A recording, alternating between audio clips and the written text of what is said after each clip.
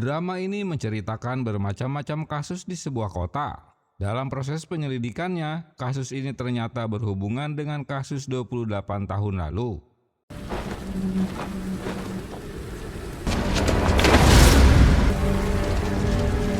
"28 tahun yang lalu ada kejadian aneh di desa Malam Putih. Di sana terjadi kebakaran dan kekacauan yang mengakibatkan banyak sekali orang yang mati. Mereka mati dalam keadaan tidak wajar, dan ada yang mati dengan cara menikam dirinya sendiri. Ih, ngeri cok. Lebih anehnya lagi, di situ ada seorang anak kecil yang berjalan biasa saja di antara mayat-mayat. Wah, kalau gue melihatnya aja udah ngeri, bray. Bocah itu mengatakan kepada seseorang yang lebih dewasa darinya bahwa dirinya lah yang mengakibatkan semua kekacauan yang terjadi. 내가 이렇게 만들었으니까. Selain itu, di sampingnya juga ada dua bocah yang saling bergandengan tangan. 낮일까? 밤일까? Saat ini masih menjadi misteri akan identitasnya. Dan drama Awaken dimulai.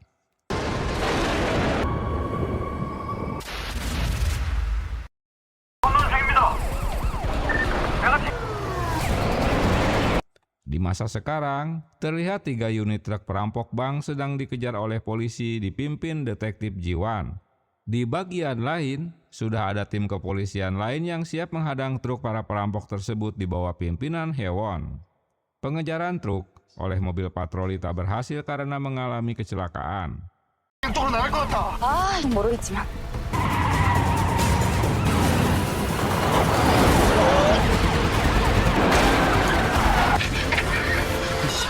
Tidak disangka di dalam salah satu truk, ternyata sudah ada si Jungwo, seorang detektif yang menyelinap yang tentu mengagetkan si perampok. Saat truk itu hampir sampai ke arah Hewon, dia dengan cepat langsung menembak ban truk itu yang membuatnya oleng dan kemudian truk terbalik.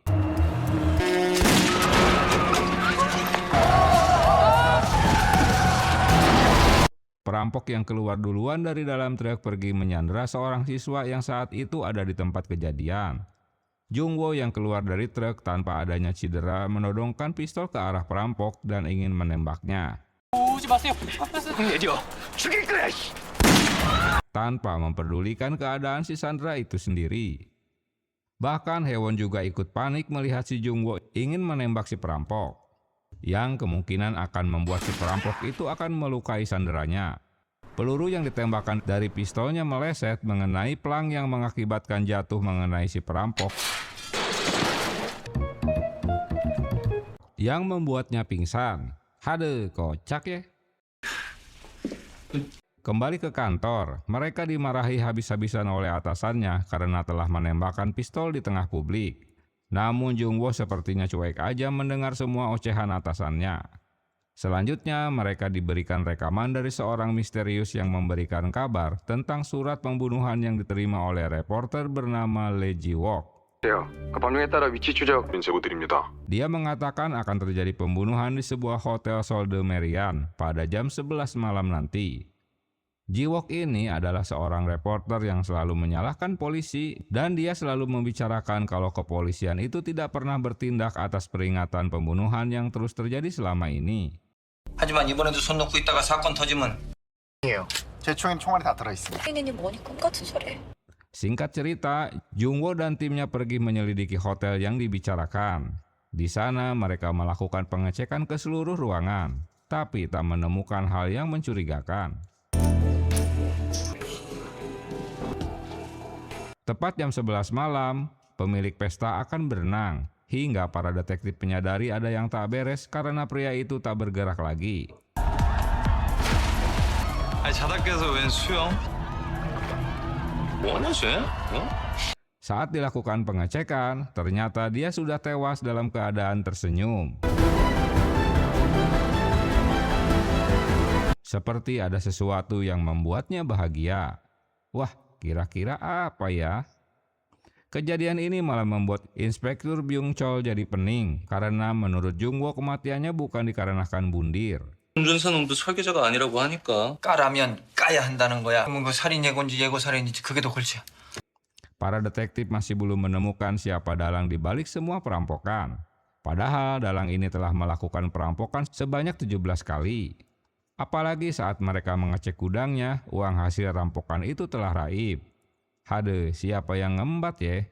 자꾸 찾은 돈도 주고 사람도 죽었다고 혼났어? 설마 또 강수태한테 넘기는 거 아니죠? Jungwo memberitahukan timnya jika dia baru diocehi atasannya karena uang yang mereka temukan telah hilang. Di tempat lain, kita diperlihatkan sebuah tumpukan uang dan emas batangan yang kemungkinan adalah barang bukti perampokan bank yang telah hilang. Seseorang bernama Nam berkomunikasi dengan pihak kepolisian bernama Taijo. Mereka membahas tentang seorang arsitek dan keinginan mereka menjadi seorang perampok untuk mencuri dana gelap rahasia. Pria itu kemudian berterima kasih dan akan mengirimkan uang ke rekeningnya. 물어봐. 그만큼 일하게 하는 건 어렵거든. Setelah itu, Nam menemui sosok penting bernama Minho yang berkaitan dengan kasus yang terjadi 28 tahun silam. Di kantor polisi, Jungwo melihat laporan kematian bundir seorang pemerkosa. Selain itu, dia juga mengirimkan sketsa gambar wajah seorang wanita pada kenalannya yang mungkin kini usianya mencapai 36 tahun. Dia terakhir kali bertemu dengannya pada 28 tahun yang lalu. Sketsa itu dibuat karena Jungwo tak memiliki foto wanita itu. Seorang wanita berada di pesawat yang sedang menuju Korea. 지가 죽일 건데? 내가 연쇄 살인범 마음을 어떻게 하냐? Keesokan harinya, mereka membahas tentang kasus bundir seorang pemerkosa yang jatuh melompat dari atas gedung saat berkumpul dengan teman-temannya. Kasus ke-1, sebelumnya terdakwa dibebaskan pengadilan karena dianggap stres menghadapi studinya. Ibu korban berteriak tak terima dengan keputusan hakim. Yang kedua, kasus kematian seorang direktur Kyutai yang dikenal kejam dan brutal. 그때는 그냥 자기가 Dia ditemukan mati di tempat perburuan yang dikunjungi sebulan sekali. Sekumpulan anjing membunuhnya saat dia masuk tanpa perlengkapan. Ironisnya, dia dibunuh piaraannya sendiri, Bray. Kasus yang ketiga terjadi di sebuah pesta yang diadakan oleh orang bernama Sung Jae, 중산업에 투자하면서 살고 있는 셀럽. 그래서 사망 사고가 8건. yang baru saja mendapat warisan dari ayahnya. Kematian ini disaksikan oleh para detektif saat di kolam renang. Dari pesta yang diadakan Sun Jae dilaporkan adanya 8 kasus kematian dari 38 korban, termasuk korban cedera totalnya 67 korban. Semua dikarenakan pesta narkoba. Sayang dia sama sekali tidak pernah didakwa. 형식적 조사만으로 소설 같은 소리라고 치부하는 Setelah mendapat pesan dari siaran televisi yang dilakukan Ji-wook yang memperingatkan akan terjadinya pembunuhan lagi. Pesannya adalah saat ayam biru naik di atas domba merah, nimfomania akan menghadapi jalur panjang tidak terhentikan di jalanan. Wah, kira-kira apa ya? Mau bunuh kok kayak kuis pamili 100?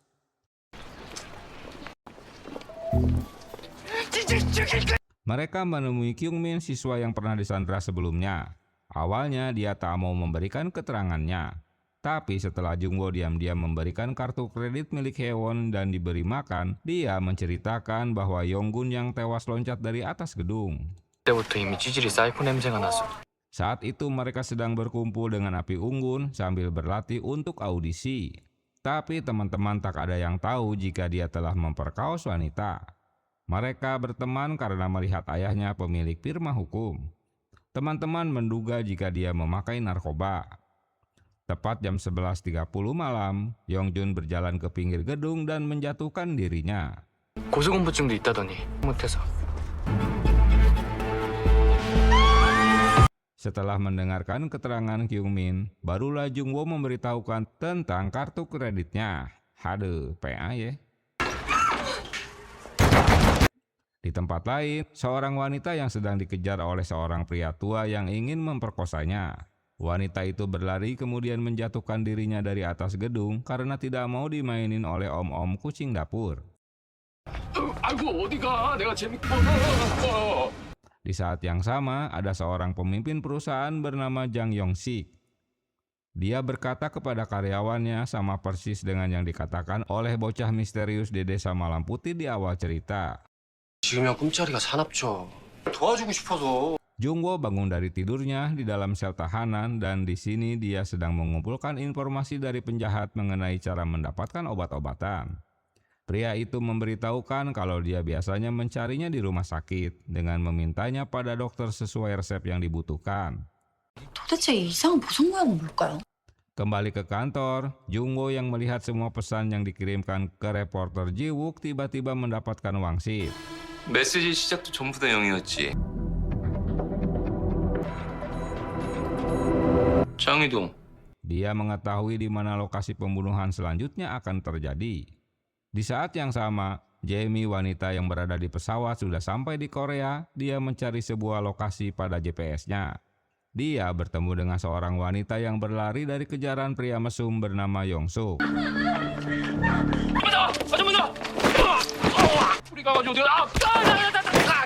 Yang mencoba memperkosanya. Dia kemudian membanting dan memfiting pria itu. Kedatangan Jungwoo dan tim di dekatnya membuatnya dia tak fokus hingga pria mesum itu berhasil kabur.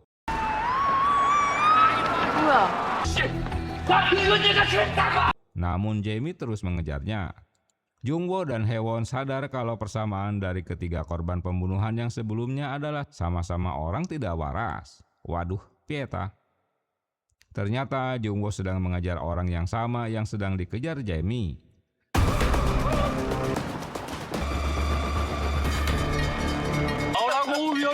Keduanya kemudian bertemu di dekat pintu lintasan kereta api. Jungwoo merasa kalau dia pernah bertemu sebelumnya dengan Jamie. Pria tidak waras itu berlari dan berhenti di tengah rel kereta di saat kereta api sedang melaju tepat di jam 3.30 sore.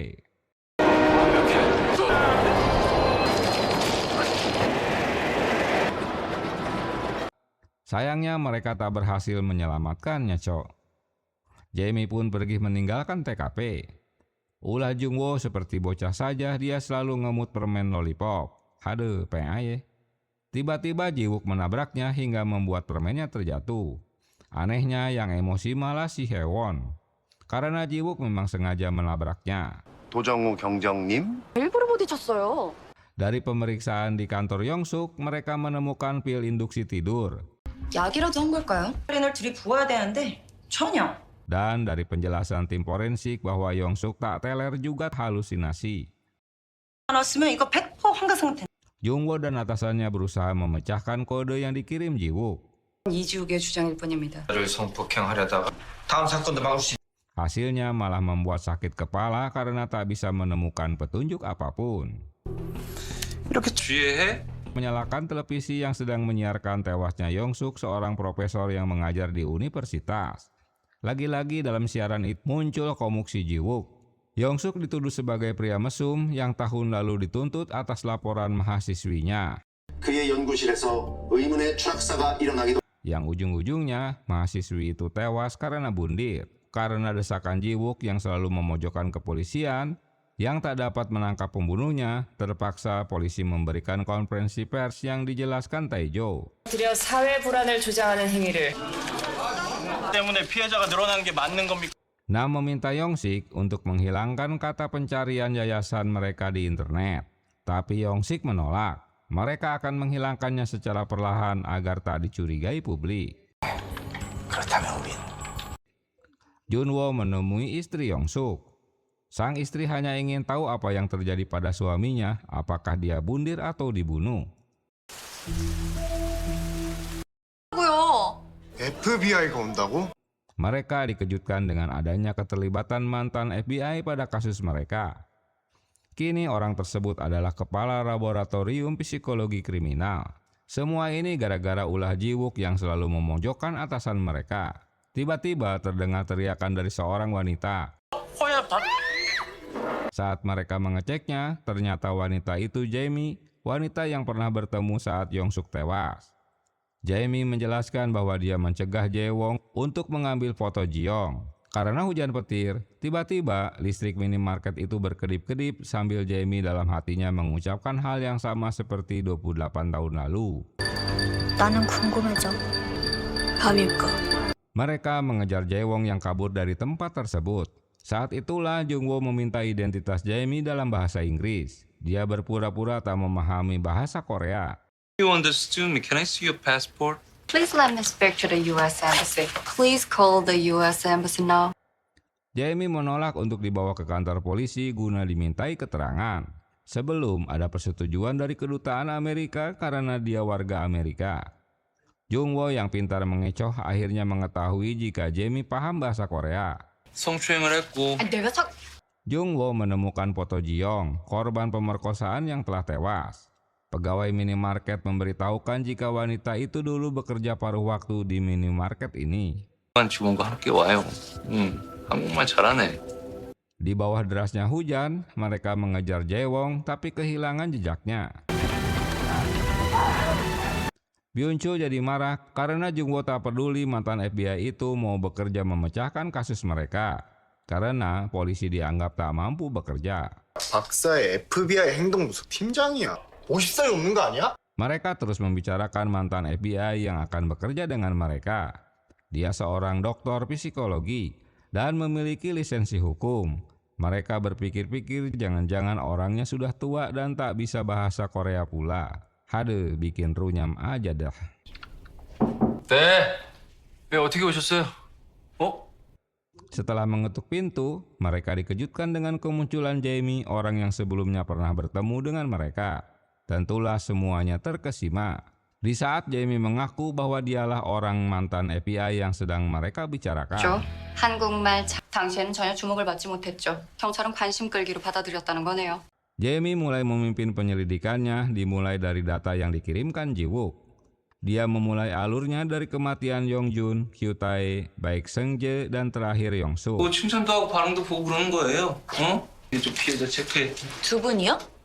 Haewon protes karena Jungwoo hanya akan mengajak Jae-mi untuk memeriksa kasusnya. 챙기려고 두 분이요? Mereka mulai mendatangi tempat Yongjun, tapi sayangnya tersasar. Sementara Haewon mendatangi istri Kyu-tae dan Seung-jae. Dari semua korban yang tewas, mereka baru saja bangun dari tidurnya. 전직 FBI 범죄연구소 소장에 Jungwoo penasaran mengapa Jae-mi mau bekerja di Korea, padahal dia memiliki karir yang bagus di FBI. Sepertinya tak masuk akal. Selain itu, Jungwoo merasa dia pernah bertemu dengannya. 예, 괜찮습니다. Mereka mendatangi rumah Ji-young. Jae-mi tak tahu jika Ji-young adalah korban Yongjun, karena dia tak membaca berkasnya. Yang dia tahu jika semua korban tersenyum di saat tewas. Seperti sedang bahagia gitu. Aduh, ayah-ayah baik. 드나들던데. Diam-diam, Ji-wook mendatangi gedung tua yang selalu didatangi orang terkenal termasuk Yong-suk. Di sana dia menemukan sosok yang mirip dengan Jungwoo. 방금 저기 우리가 범인을 잡았어.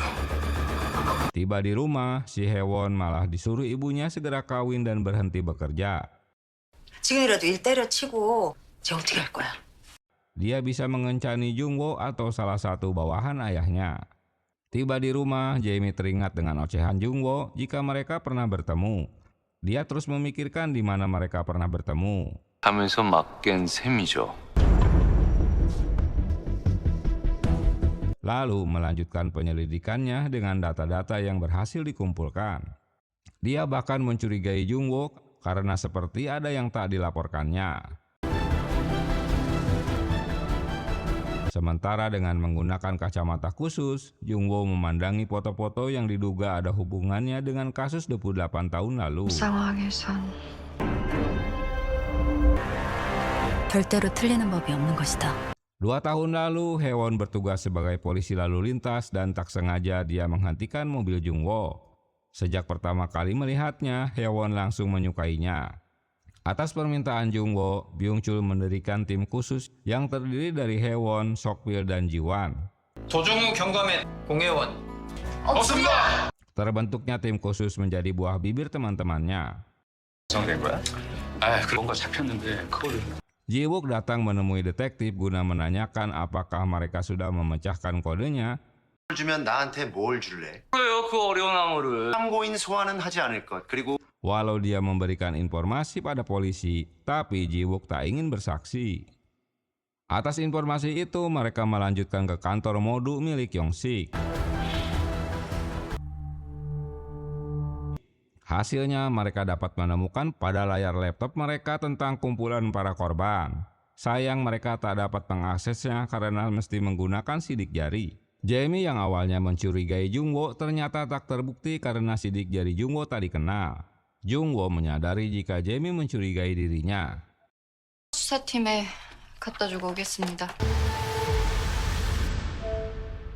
아직 꼭 Hasil laporan dari tim forensik, mereka menemukan semua sidik jari korban. Bahkan kini muncul nama Minho. Temuan ini menambah pening Inspektur Byung-chul. 선민호. Sementara Jamie menguping keterangan tim forensik yang belum resmi bahwa masih ada satu orang lain yang ditemukan di TKP, hanya diketahui ada jejak kaki dengan ukuran sepatu 42 tanpa ada sidik jari atau DNA-nya. Posturnya seperti Jungwoo. Informasi ini membuat Jamie menjadi penasaran kembali pada Jungwoo. 손민호 프로젝트 마을이 바로 하얀밤 마을입니다. 하얀밤 마을 참사의 핵심 인물입니다. Nama Minho diketahui sebagai tokoh penting di Desa Malam Putih pada peristiwa 28 tahun lalu. Saat peristiwa itu terjadi, Minho masih berusia 24 tahun. Dia mendirikan panti asuhan dan satu desa dilebur jadi satu keluarga. Saat itu dia mendirikan perusahaan suplemen bernama Sunrin 현재 굿 컴퍼니. yang dikembangkan dokter residen dengan 2 merek andalannya hingga berkembang pesat. Desa itu memiliki dokter dan ilmuwan hebat bernama Yun-hee. Di masa itu, kedua obatnya sangat populer, bahkan kakek mereka selalu meminumnya. Keuntungan Desa Malam Putih hingga mencapai $900 juta. 했던 걸 감안하면 약 7조. 챙겼는지는. Jika ditambahkan dengan distribusi ilegal bisa mencapai 7 miliar. Sayang, kesuksesan itu lenyap dalam sekejap. Saat tragedi itu terjadi, polisi menemukan 7 orang yang selamat dan mereka semua anak di bawah umur alias masih bocah. Anehnya, tak ada orang yang bertanggung jawab dengan peristiwa tersebut karena mereka dikategorikan bunuh massal dan tak ada bukti kesalahan pada Minho karena tim peneliti termasuk dirinya sedang berada di luar kota. Mereka membatalkan proyek setelah tragedi tersebut. Anehnya lagi, uang perusahaan yang begitu banyak malah raib. Tak ada catatan di kepolisian. Di sebuah tempat, begitu banyak pengawal menjaga tempat tersebut. Ternyata Minho yang tinggal di sana. Dia mengkhawatirkan tentang anak-anak yang selamat pada tragedi masa lalu. Seorang anak yang selamat dan bersembunyi dari yayasan. Minho ketakutan jika anak itu kini membalas dendam padanya. 새로운 살인이 Lagi-lagi si Ji-wook memberikan kode akan terjadinya pembunuhan baru. Jamie berpikir keras untuk memecahkan kode yang disampaikan oleh Ji-wook. Dia menyadari jika Taejo sedang mengawasinya.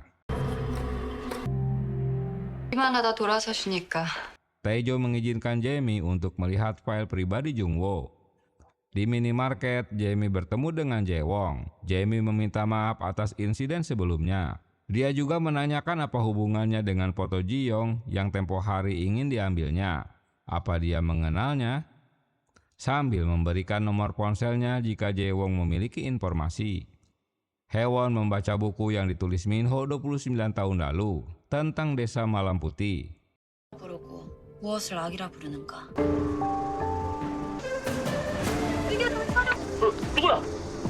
Suatu hari seorang bocah tiba-tiba pingsan di depan toko Pak Jung-sun. Sementara Jamie menangkap basah seseorang yang sedang menguntitnya dan mereka berkelahi setelah wanita itu menyerangnya. 나 따라오는 거 맞죠? Haewon menemukan sesuatu pada buku itu yang tadi pahaminya. Lalu dia menghubungi Jungwoo yang sedang mendengarkan ocehan Haewon. Jungwoo menghentikan obrolannya karena mendengar sesuatu yang mencurigakan yang ternyata Jamie sedang berkelahi dengan seorang wanita yang menguntitnya. Wanita itu melemparkan tanah ke mukanya hingga Jamie tak dapat melihat. 보여서 그런 거거든요. Jungwoo tiba di saat wanita yang menyerangnya sudah kabur. 비겁하게. 왜 그렇게 봐요? Setelah di rumah, Jungwoo mengejutkan Jamie di saat Jungwoo mengaku berasal dari desa Malam Putih. 왜 그럴까요? 낮일까? 밤일까?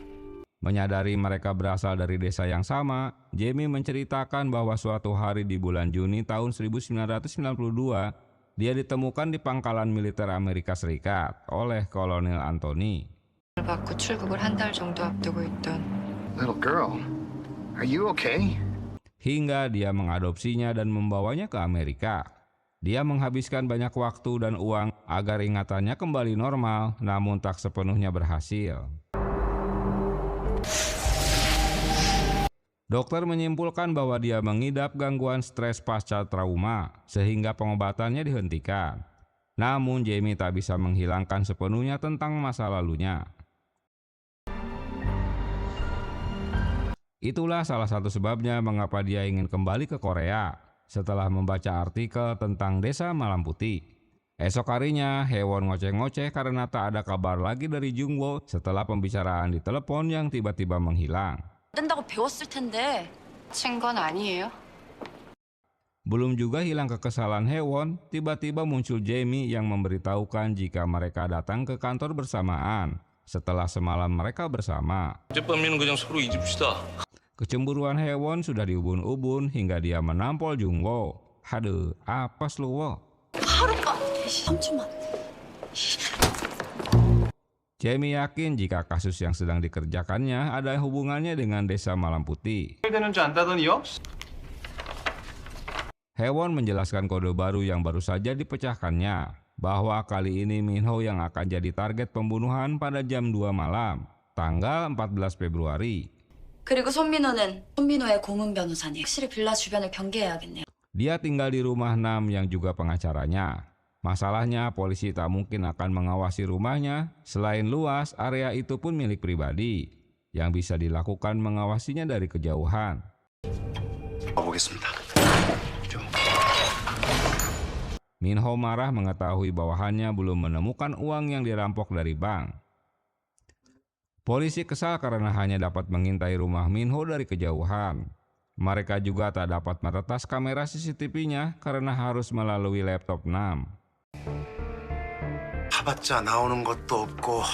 Di bagian lain, Ji-wook terus menganalisa siapa pelaku pembunuhan keempat korban. Dia mencurigai salah satu dari keempat detektif. Tapi setelah adanya Jamie, kini dia menggeser kecurigaannya pada Jamie. Sunggel, wanita yang menyerang Jamie, ternyata suruhan Ji-wook. Dia memintanya untuk menyelidiki Jamie. Pengacara Nam orang yang gila kerja, dia tak minum dan merokok, apalagi nongkrong di kafe. Hidupnya hanyalah untuk mencari fulus, bray. 관리해줄 변호사가 필요하. Dengan menyamar sebagai pengusaha, Ji-won menemui Nam. Dia beralasan butuh pengacara untuk mengurusi investasinya. Sambil ocehannya diretas teman-temannya. 여기서 근무하시고 Beberapa orang yang akan magang di kantor Nam, Haewon ikut menyelinap sebagai peserta agar bisa masuk ke ruangan Nam untuk meretas laptopnya. Sementara Ji-won terus menahannya agar Nam tak masuk ke ruangan. 여긴 직장이야. 됐어요. Setelah beberapa kali gagal memasukkan nomor password, akhirnya mereka berhasil mengakses laptopnya. 아까부터 기다리십니다. Dan mereka dapat mengawasi rumah Minho.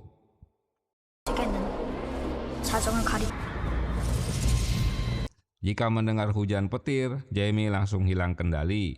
Dia teringat pada tragedi masa lalu dan tiba-tiba dia pingsan. Waktu menunjukkan jam 2 kurang 10 menit. Inilah malam kejadian di mana Minho akan tewas. Minho sendiri terlihat tegang. Situasinya mulai menegangkan. Mereka juga berjaga-jaga di sekitar vilanya.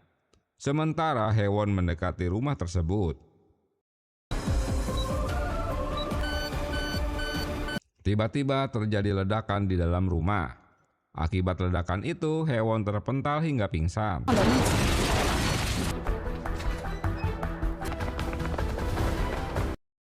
Di waktu yang bersamaan, Ji-wook datang dan berpapasan dengan mereka. Ji-wook segera melakukan siaran live di TKP untuk menyiarkan beritanya. 경찰의 대응이 기대되는 시점입니다. Tak diduga, ledakan kedua pun terjadi di tempat yang sama. Sementara damkar dan mobil polisi tak bisa masuk karena ada mobil yang menghalangi jalan mereka. Jung-woo dan Jae-mi yang baru tiba di TKP disambut ledakan ketiga. Di dalam rumah, para penghuni berusaha menyelamatkan diri. Min-ho sendiri pingsan di ruangannya. 공해영경이 Dengan nekat, Jung-woo menerobos api untuk menyelamatkan Min-ho. Beberapa saat kemudian, Haewon pun siuman. Sementara Jae-mi yang mencari Haewon malah dibius oleh Sung-geul.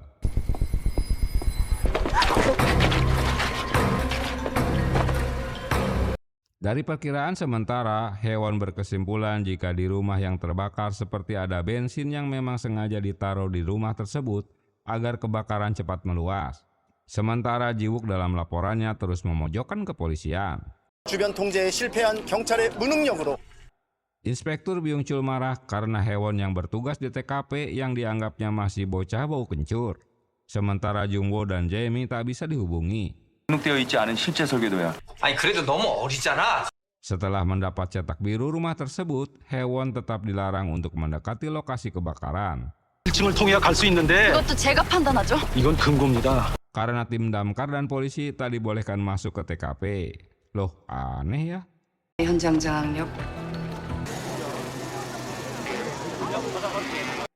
Dengan menggunakan drone, Ji-wook melanjutkan siarannya. Petugas menerobos bunker yang diduga berisi brankas dan berhasil mengeluarkan orang-orang yang terjebak di dalam sana. 말씀드리는 순간 Begitu juga dengan Jung-woo. Dia keluar dari dalam bunker dengan kondisi masih sehat walafiat. Di bagian lain, Jae-mi sedang dalam perawatan.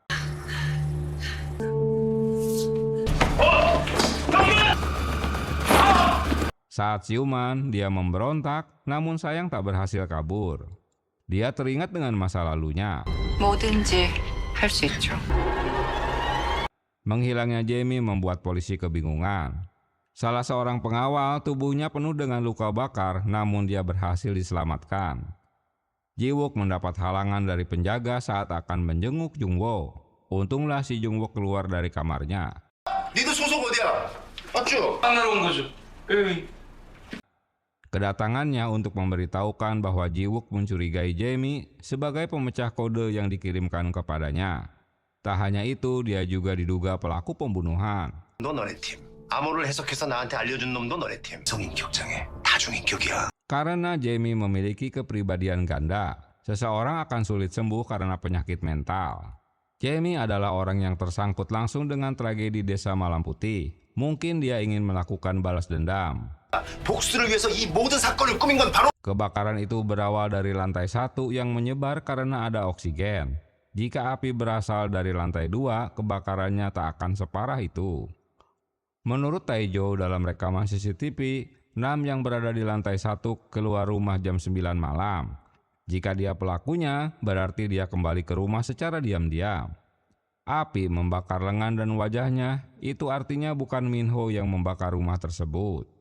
살인이라는 추측 보도는 자제해 주시기 바랍니다. 피해자의 자세한 신변 정보는요? 경찰 화재 감시팀과 과학수사팀, Tae-jo melakukan konferensi pers. Polisi menduga jika itu kebakaran yang disengaja. Kini mereka menahan pengacara Nam sebagai tersangkanya. Dia meminta reporter jangan menerbitkan berita yang simpang siur karena penyelidikan masih berlangsung. Jung-woo menyampaikan dugaan Ji-wook jika Jae-mi memiliki kepribadian ganda. Walau demikian, tak ada bukti jika dia pelaku pembakaran. 알뜰하게 나쁜 짓을 헤쳐드신 분이고. 말에 얘 스위치 완전 켜져 있네. Lain lagi dengan Sokpil. Menurutnya, Jae-mi bisa saja pelakunya karena kini Jae-mi tiba-tiba menghilang.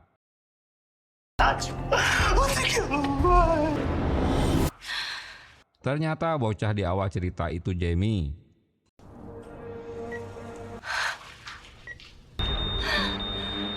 Si Haewon jadi ngoceh-ngoceh karena Jungwoo menolak cintanya, padahal Haewon sendiri belum mengungkapkan perasaannya. Apalagi Jungwoo pakai mengancam jika dia akan memindahkan Haewon pada tim lain. 팀으로 옮기는 게 낫겠다. 내가 다른 팀 하나 봐줄게. 다른 팀으로 옮기라고? Aduh, kocak. Saat pria itu siuman, dia terkejut dan kejang-kejang melihat keberadaan Jungwoo yang berada di luar kamarnya.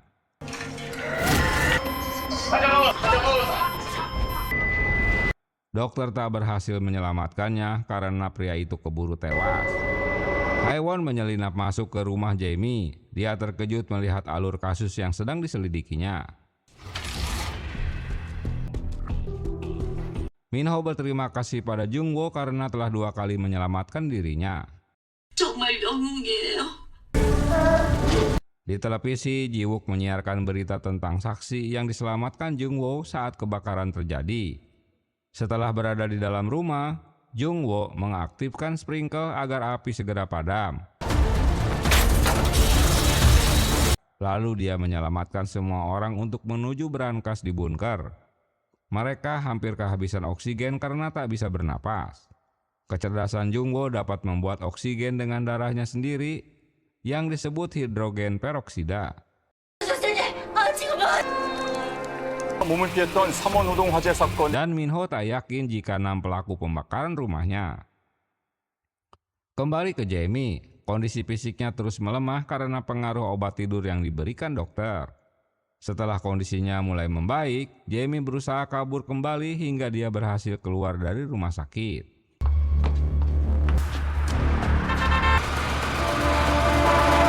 Jungwoo mendapat kabar jika Jamie ditemukan supir truk dan membawanya ke kantor polisi.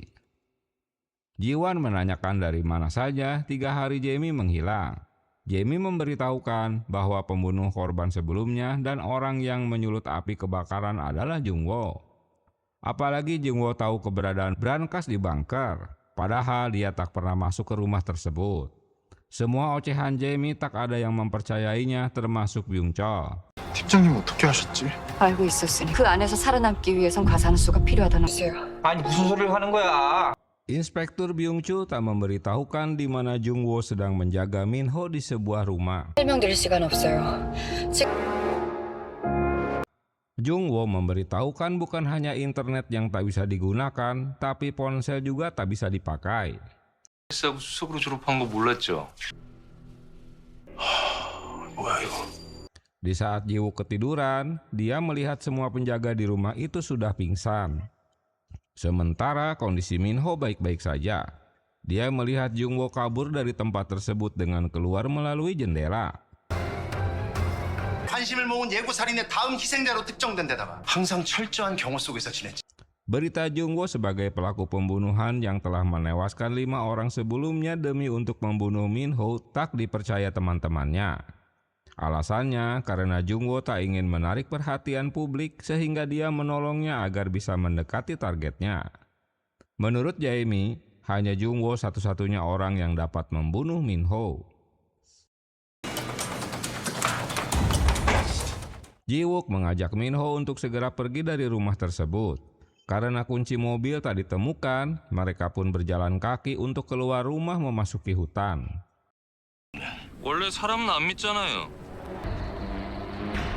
Mereka dikejutkan dengan keberadaan Jungwoo yang berada di dalam hutan. Di waktu yang bersamaan, polisi tiba di lokasi dan segera mencari Minho. Minho teringat saat tragedi terjadi.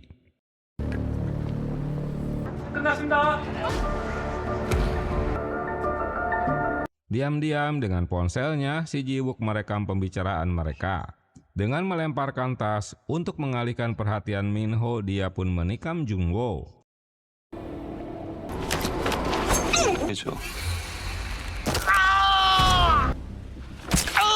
Untung dia dapat menahannya, dan Jungwoo menusukkan tangkai pohon pada lehernya. Di masa lalu, Jungwoo adalah bocah cerdas.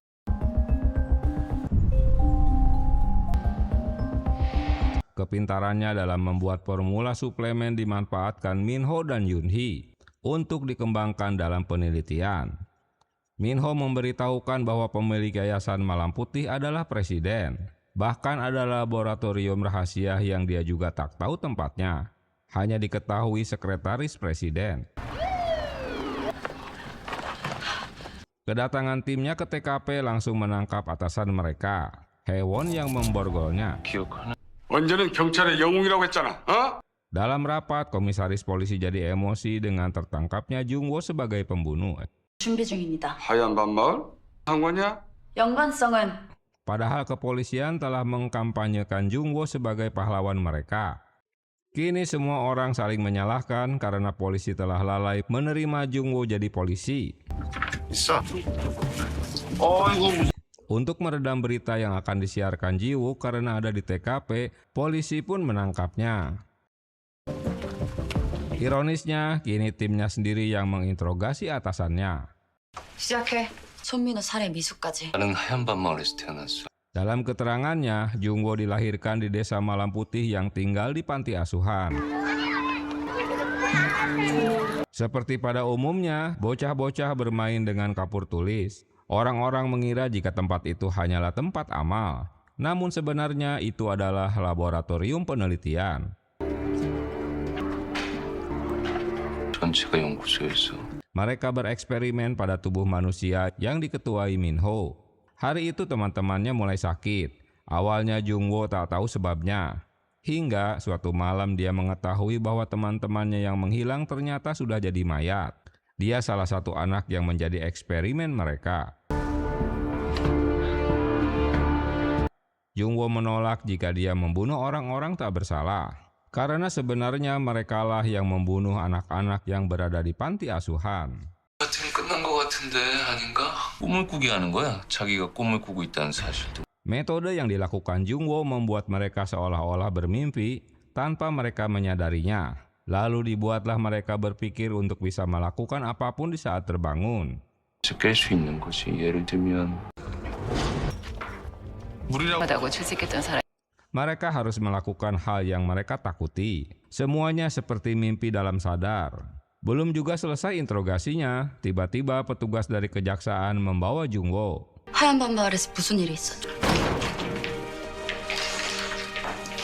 Dengan dalih atasan mereka ditangkap, Woo Tae-jo memberikan bonus sebesar $10.000 untuk liburan mereka. 감사히 생각해.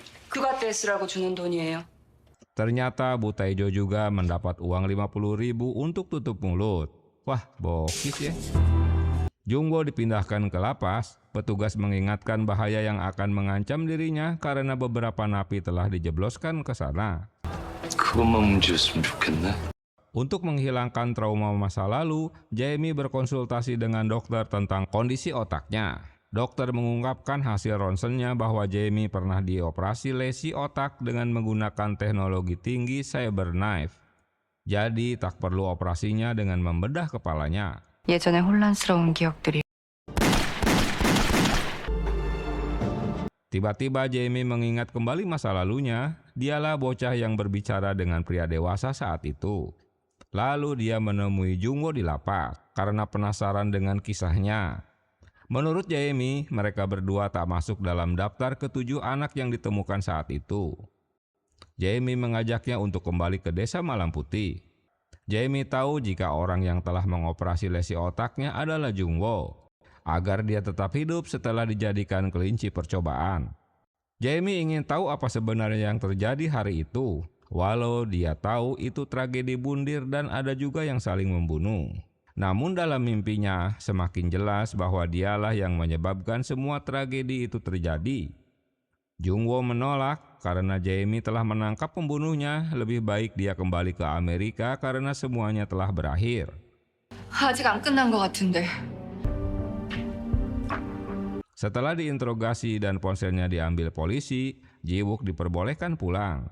Seperti dugaannya, seseorang menyelinap ke selnya untuk membunuh Jung-woo. 한계를 뛰어넘은 Walau badannya besar, tapi si Jung-woo dapat mengalahkannya. Ternyata Pak Il-do yang juga ayah Haewon mengetahui status Jung-woo yang berasal dari desa Malam Putih.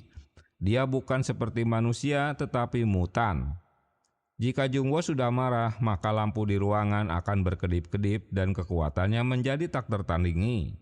Pak Ildo menyarankan agar Pak Oh segera menangkap Jungwo. Jika benar Jungwo adalah bocah cerdas yang tinggal di panti, karena dia punya solusi yang dicari-cari mati-matian oleh yayasan selama bertahun-tahun.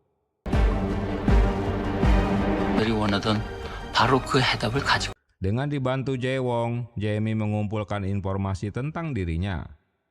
Di tempat lain, Hae-won dibantu Ji-wook untuk mengetahui status ketujuh bocah yang diselamatkan saat tragedi. Hasilnya, 6 orang telah tewas karena paranoid dan ketakutan, hanya 1 anak yang berhasil meloloskan diri. Saat itu usianya 14 tahun, berarti sekarang usianya 42 tahun. Hae-won memastikan bahwa bocah itu bukan Jungwo karena dia berusia 36 tahun. Pak Ildo bagian dari tim biotek Melamputi. 님, 하얀 반말 출신이라고 했죠. 42살인데 팀장님은 36살이잖아요. Hae-won memberitahukan temuannya pada Jae-mi tentang ketujuh bocah itu. Dia tak tahu jika Jae-mi juga berasal dari panti yang sama dengan Jungwo.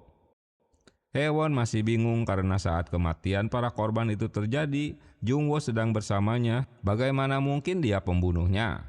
Jae-mi menjelaskan kembali para korban berpikir bahwa mereka sedang bermimpi dan membuat mereka bundir. Jadi Jungwo tak perlu datang ke TKP. 현장에 있어야 할 이유가 없는 거죠. 잘은 모르겠어요. Lagi asik-asik dengan laptopnya, Jae-won terkejut karena bosnya sedang memperhatikannya. Semua napi yang berniat membunuhnya dibuat tertidur di sel Jungwo. Berita penyerangan Jungwo di lapas membuat Byung-chul marah. Ji-wook menyiarkan berita di saat Jungwo menikam Min-ho. 장 찍은 핸드폰 저거 압수한 거 아니야?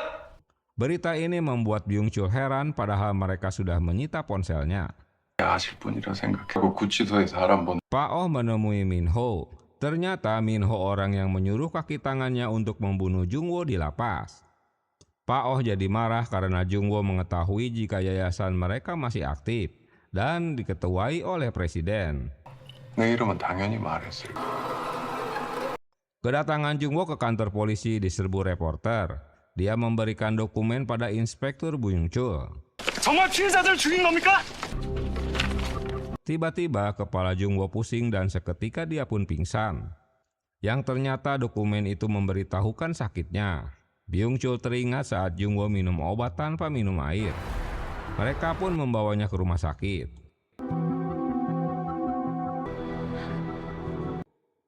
Dua tahun lalu, Jungwo dilakukan CT scan dan hasil ronsen otaknya normal-normal saja. Jungwo menyuruh informan Sanggel untuk mencari ketujuh bocah yang selamat dari desa Melamputi. Hasil temuannya 5 orang telah tewas, kini tersisa 2 orang masih hidup. Salah satunya bernama Sun-ok yang kini di rumah sakit jiwa. 앞으로도 사회정리 실패한 것 같아. 그러니까 여기 어디냐고. Di rumah sakit, Sun-ok sedang ketakutan karena sekelompok orang mengejarnya. Jungwo tiba di lokasi untuk membantunya. Sayang terlambat, Sun-ok telah bundir dengan pisau bedah yang dibawanya.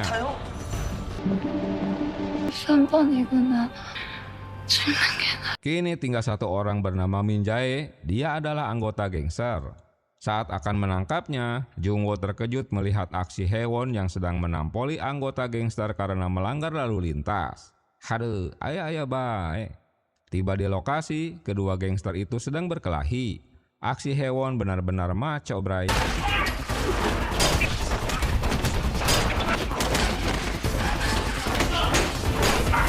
Saking semangatnya, Jungwo meminjamkan pistolnya dan dia terus mencari Min Jae yang berhasil kabur. Tiba di kantor, Jungwo mengajukan nama-nama baru untuk membentuk tim khusus, namun ditentang Tae-jo. Setelah atasan setuju, Jungwo kembali menemui Hae-won. Kembali ke masa kini, Jungwo masih tak sadarkan diri. Hae-won merasa dalam mimpi. Dia tak dapat mengakui jika atasannya pelaku pembunuhan berantai yang selama ini mereka cari. Tapi kini mereka bilang dia sakit parah. Setelah Hae-won pergi, kedua penjaga itu disuruh turun oleh atasannya. Ternyata seseorang emang sengaja untuk menghabisi si Jungwo.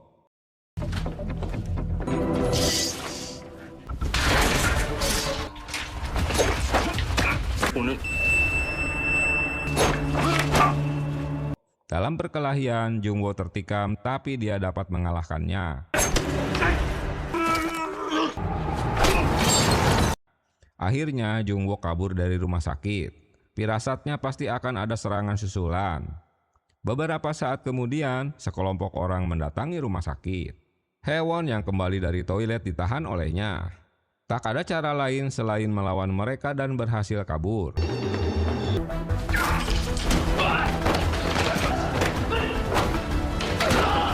Tapi si Haewon memborgolnya lagi dan membawanya ke kantor polisi. Tiba di ruang interogasi, Haewon melepaskan borgolnya. Dengan mudah, Jungwo malah memborgol balik Haewon dan mengambil ponselnya. 뭐야, 뭐 어떻게 된 거야? 내가 진짜 확 죽여버릴까 이 새끼! 모든 인력 다 동원해! Byung-chul menyuruh polisi merazia kantor mereka. Padahal si Jungwo ngumpet di pantry. Jae-mi dan Haewon dapat menebak kemana Jungwo akan pergi untuk mengambil barangnya. 꽤 오래 걸릴 줄 알았는데. Saat itulah Bu Taejo masuk ke ruangan hingga mereka bersembunyi. Taejo yang menjadi kaki tangan Minho diocehi karena tak dapat menangkap Jungwo. 못 찾았어? 저희도 최선을 뭐 하는 거야? 그렇게 경찰로만을 못 찾... Jae-mi menanyakan alasan Jungwo tak membunuh Minho, tapi dia tak mau memberitahukan. Jae-mi juga baru menyadari jika sakit di kepala Jungwo belum sembuh. Dia bersepakat dan akan mencari apa yang terjadi 28 tahun lalu dan memberitahukan siapa Jae-mi sebenarnya, asalkan dia diberi waktu 5 menit untuk kabur. Dalam perjalanannya, seseorang kembali menikamnya. 이거 빨리 풀어요.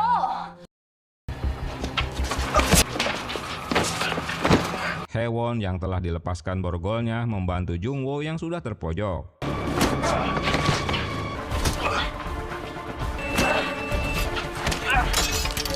Di tempat lain, Ji-wook mendapat kiriman USB yang ternyata ulah pengacara Nam yang membakar rumahnya sendiri. Sesaat kemudian, kurir memberikan paketnya yang berisi data USB. Kali ini, rekaman CCTV Byung-sun, seorang direktur rumah sakit yang bundir di kantornya. Tiba di rumahnya, Jungwo langsung pingsan karena tikaman di perutnya.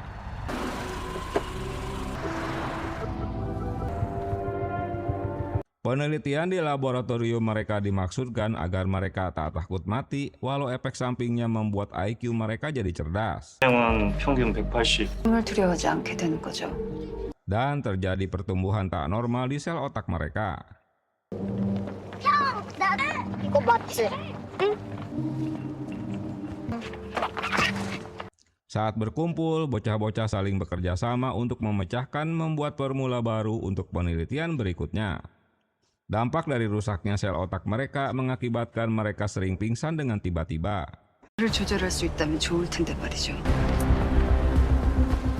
Dan anak yang sakit itu tak pernah kembali lagi ke kamarnya. Jungwo bocah mulai melakukan penyelidikan.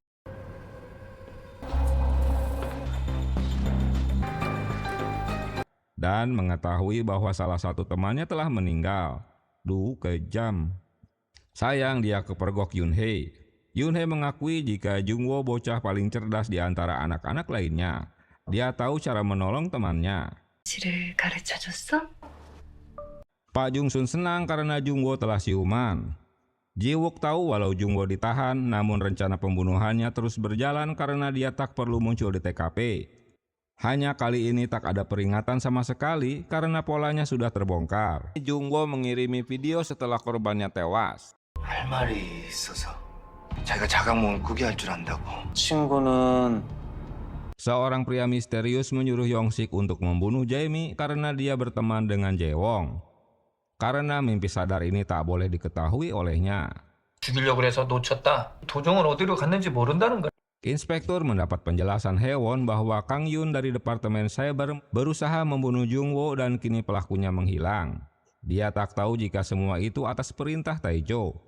Byung-chul tak percaya jika ada sekelompok orang yang berusaha membunuh Jungwo dan tim khusus akan segera dibubarkan. 특수팀 해체할 거니까 누가 팀장님을 해치려고 했잖아요. Jae-mi tahu jika Jung-woo sedang meminta informasi pada Min-ho, alasan menusuk lehernya dengan ranting pohon tanpa mencabutnya. Jika dia ingin membunuhnya, tentu ranting pohon itu dicabutnya. Dia akan menemui Jung-woo untuk menanyakan informasi apa yang sedang diselidikinya. 경비가 사모한테 만날 수 있어. Polisi menjaga ketat kamar Min-ho di rumah sakit. Mereka bertiga berusaha menemui Min-ho. Sok-pil berusaha meretas ruangan CCTV rumah sakit. Tae-jo menghentikan ulah para bawahan Jung-woo agar tak mencari tahu apa yang terjadi. 당장 그만둬. Sementara mereka berdua menyamar sebagai perawat rumah sakit. 님 통해서 많이 들었습니다. 과찬이십니다. 도정우 경정 직속 상관이시라고. Di tempat lain, komisaris polisi sudah dikendalikan Pak Oh yang juga kepala sekretariat Gedung Biru atau sekretaris presiden. Byung-chul heran mengapa Gedung Biru campur tangan ngurusi si Jung-woo. 청와대 비서실장이나 되는 사람이. Berkat bantuan Sok-pil yang dapat merubah status mereka hingga diperbolehkan masuk ke kamar Min-ho. 좋습니다. Jae-mi memberitahukan identitasnya pada Min-ho jika dia juga berasal dari desa Malam Putih. Dia ingin tahu apa yang sedang diselidiki Jung-woo. 어떤 날 이 사람이 Di bagian lain, Hae-won mendapat informasi jika Jung-woo ada di TKP saat Sun-ok tewas. 시킨 건 3명. 연구소에서도 특별한 아이들이었어. Dengan terpaksa, Min-ho memberitahukan bahwa tragedi itu terjadi karena ulah ketiga anak yang menghancurkan desa tersebut. Mereka tak masuk daftar penyintas, sehingga dikategorikan telah tewas. Hingga kini penelitian itu masih berlanjut dengan diam-diam. Min-ho pun pingsan. Ternyata Jae-mi telah memberikan obat tidur untuknya. 겁이 나서 썽이 잔뜩 나. 그런 짐승 같았다니까. Di tempat lain, Jung-woo mulai mencurigai Pak Oh sebagai dalang dari semua kejahatan Yayasan Malam Putih. 그따위로 쓸 거야? 일단 진정하고. Hae-won melanjutkan menemui Ji-wook guna menjelaskan temuannya bahwa Desa Malam Putih melakukan eksperimen terhadap bocah dengan kedok panti asuhan. 아이들을 실험체로 쓴 건가? 거기서 뭘 했을까요? Pak Il-do melakukan eksperimen di laboratorium rahasia. Tak mau buang waktu, Jung-woo menemui Pak Oh untuk menanyakan di mana presiden berada.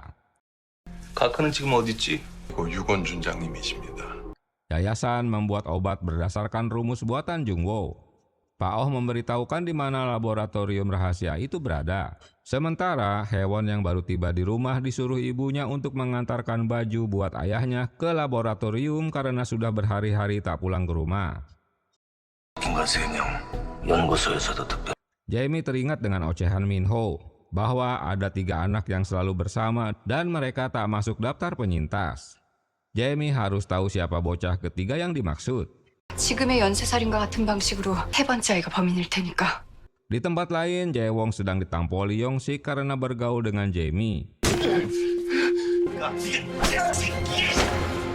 Selain itu, Jae-won juga telah membunuh Ji-yong, wanita yang bekerja paruh waktu di minimarket.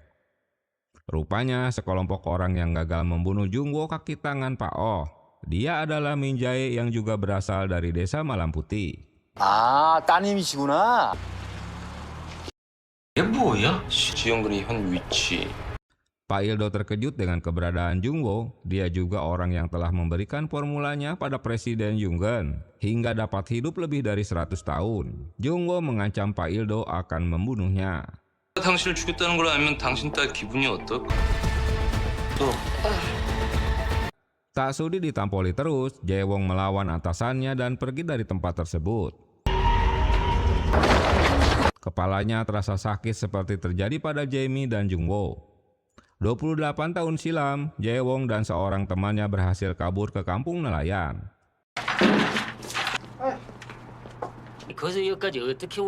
Hingga salah seorang nelayan itu mengajak pulang ke rumahnya. Mereka tak mungkin ke kantor polisi karena pasti akan dibunuh. 아무도 우리를 살려주지 않아. Mendengar nelayan itu akan membawanya ke kantor polisi, Jae-won pun membunuh pasutri tersebut. Kembali ke masa kini, Jung-woo terpaksa harus ngumpet setelah Hae-won datang menemui ayahnya. 팀장님 때문에 그러시는 거예요? Di ruangan berkas, Jungwo malah menemukan daftar bocah-bocah yang menjalani eksperimen.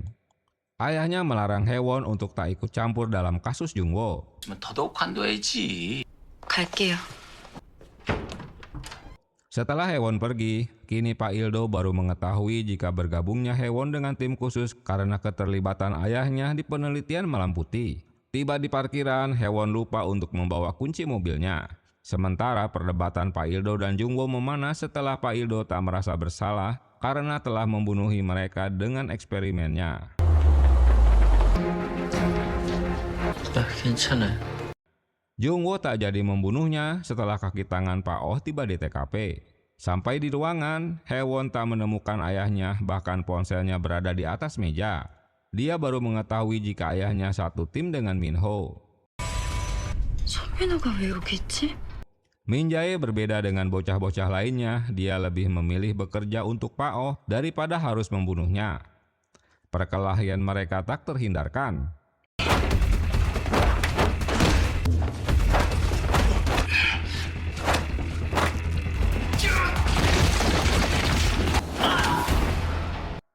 Jae-mi menolong Jae-won yang pingsan dan membawanya ke kantor. Sementara anak Pak Oh kecanduan obat, dia menemui Baek yang selama ini jadi bandarnya.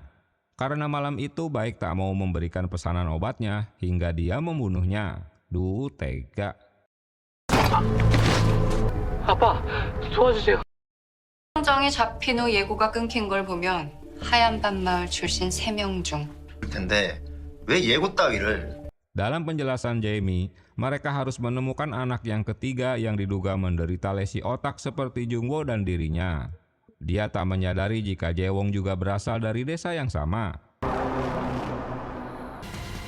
병변이 있다. Di tempat lain, Haewon melihat aktivitas di laboratorium Malam Putih. Para bocah dijadikan kelinci percobaan dan dikuburkan massal jika bocah-bocah itu tewas. Wong edan. Haewon baru tahu jika ayahnya terlibat langsung dengan tragedi Malam Putih. Apa? Jae-mi baru teringat dengan Jae-won yang sudah pergi dari ruangannya. Jungwo menyelidiki keterkaitan panti asuhan Hangang dengan rumah sakit Hangang Seoul.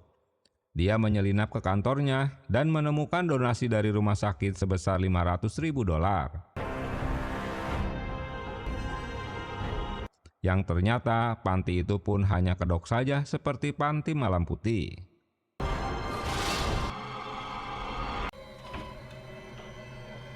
Pak Ildo kembali mengecek laboratorium penelitiannya. Ternyata bocah-bocah itu tewas hingga gagal lagi percobaannya. 아직인가요? Seperti yang terjadi di masa lalu, mereka selalu gagal. Bukannya kasihan, tapi malah meminta dikirim lebih banyak lagi bocah. Waduh, koplak ya. 추가 수급이 필요한데요? Sementara Jungwo mengkopi berkas-berkas di komputer. Dia pergi lewat jendela di saat satpam memeriksa gedung tersebut. Jae-won kembali menemui Yong-sik. Dia memberitahukan bahwa temannya juga berasal dari desa Malam Putih yang saat itu sama-sama kabur. Oh, rupanya Yong-sik juga bagian dari mereka.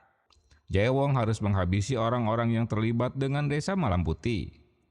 Jae-mi dan kawan-kawan menemukan barang bukti jam tangan yang berhubungan dengan kematian orang-orang sebelumnya. Tapi itu bukan jam tangan biasa.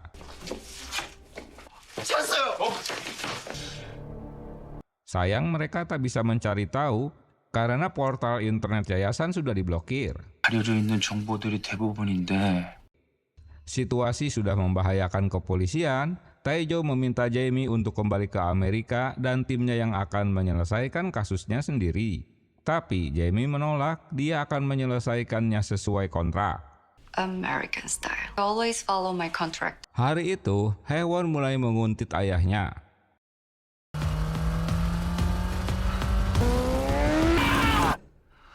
Seseorang bernama Taeso sedang menikmati mimpinya.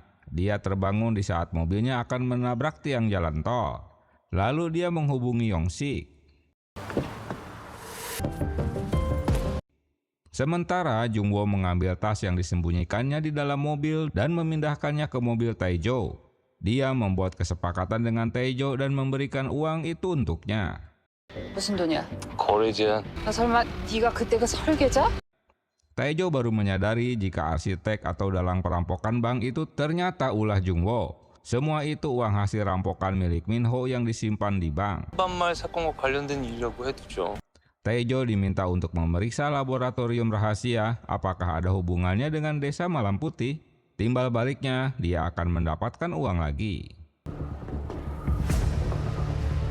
Yongsik dan Jaewong menemui Direktur Taeso.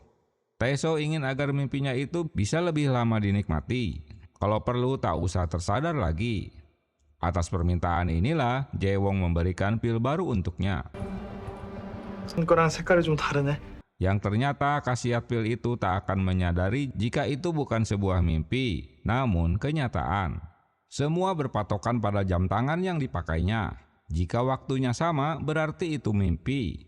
Untuk bangun dari mimpi, dia harus melakukan hal yang paling dibencinya. Rupanya, korban-korban sebelumnya dikarenakan telah meminum pil Jaewong. Jiwan dan kawan-kawan tak dapat bertemu dengan Taeso karena tak punya janji. 한번 전화해보라고. Beberapa saat kemudian, obat itu pun bereaksi. Taeso berjalan ke atap gedung. Tak pikir panjang, dia pun terjun bebas, hingga mengagetkan mereka. Jamie melihat Taeso mengenakan jam tangan yang sama. Saat itulah, Jamie melihat keberadaan Jaewong yang baru saja keluar dari gedung tersebut.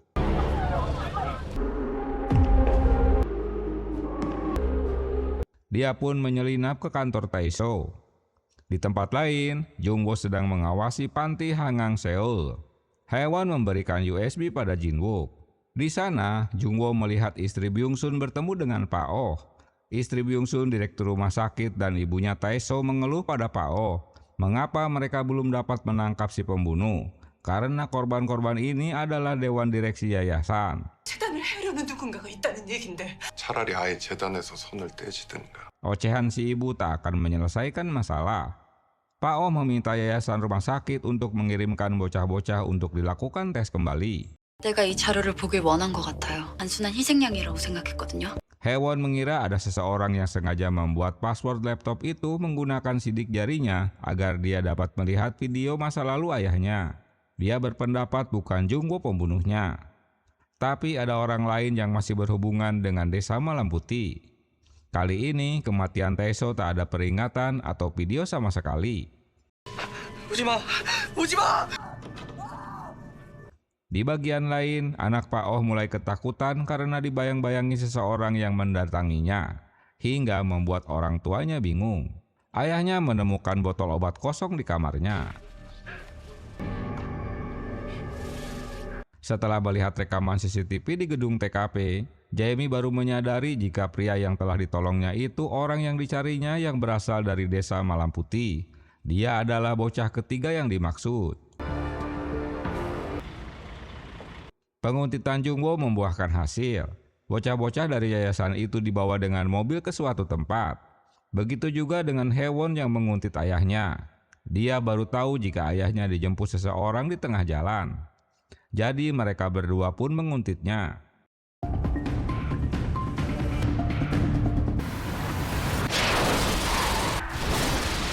Dalam perjalanan, sebuah truk menabrak mobil Jungwo, yang ternyata itu kelompok Minjae. Haewon yang memang berada di jalan yang sama menolongnya dan melakukan perlawanan.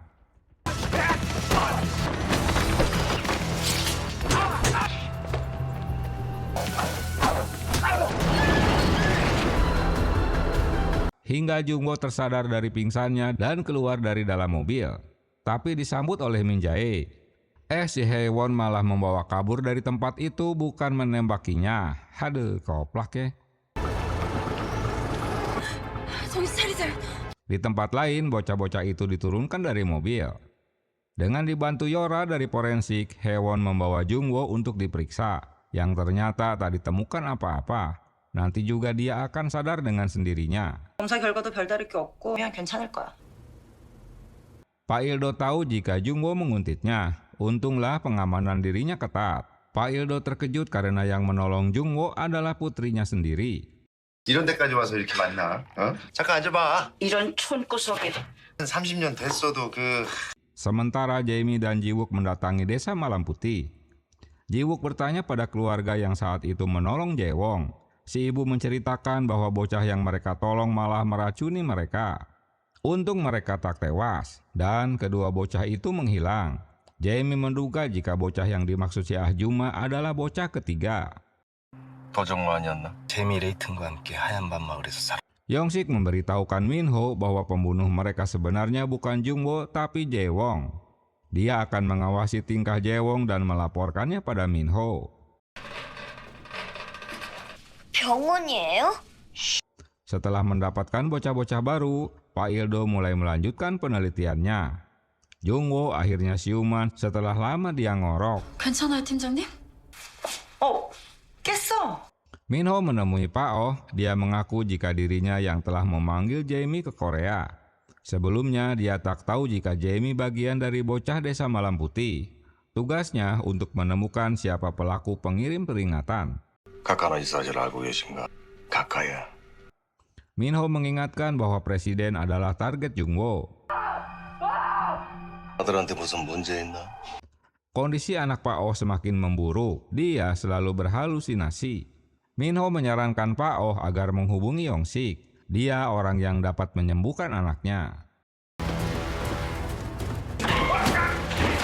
Orang-orang Minjae mendatangi kantor forensik dan disambut oleh Haewon dengan menyiramkan air keras pada mereka.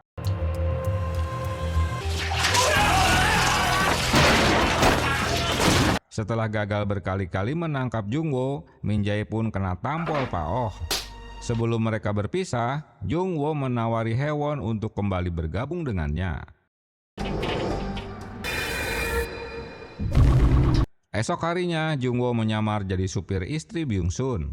Dia ketakutan karena menyangka bahwa Jungwoo lah pembunuh suami dan anaknya. 네가 내 아들을 죽였지? 아니, Setelah menakut-nakutinya, Ahjuma memberitahukan bahwa dia hanya menjalankan perintah Pak Oh untuk membawa anak-anak tersebut. 아니었으면 지금 이 나락거리 어떻게 됐을지 부끄럽지만 제 아들놈 때문입니다.